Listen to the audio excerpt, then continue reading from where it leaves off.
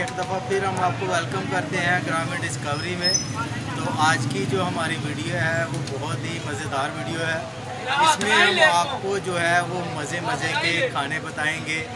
और आज हम आपको अपने गांव की बारामंगा की हज़रत पीर बाबा जी यादल्ला सरकार यहाँ पर मेला मुनक़द हुआ है। तो आज हम आपको अपने गांव में हमारा दरबार है यहाँ पर हज़रत पीर बाबा जी यादल्ला सरकार का। तो दरबार के बहुत ही खूबसूरत यहाँ पर शाट हैं, वो हम आपको बताएंगे। मेरे पीछे मेरे साथ मेरे दोस्त भी हैं।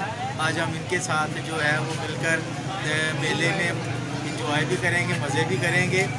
और वीडियो की तरफ जाने से पहले आपसे रिक्वेस्ट है कि हमारे चैनल ग्रामीण डिस्कवरी को लाइक शेयर और सब्सक्राइब करना ना भूलें, ताकि इस तरह की मज़ीद जो हमारी वीडियो है वो आप तक बर वक्त पहुँचती रहें।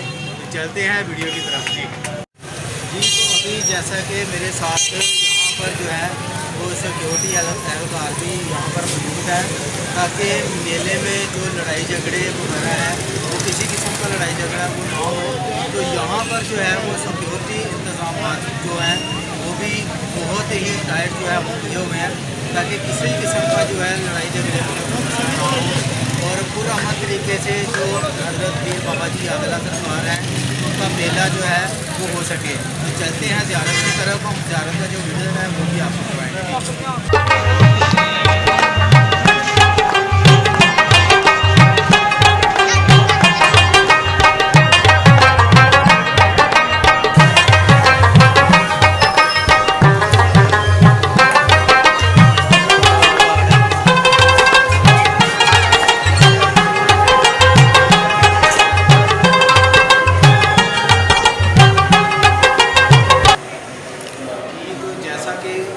जैसा कि आपको बताया गया था, अभी मैं जो वो ज़ियारत के अंदर मौजूद हूँ।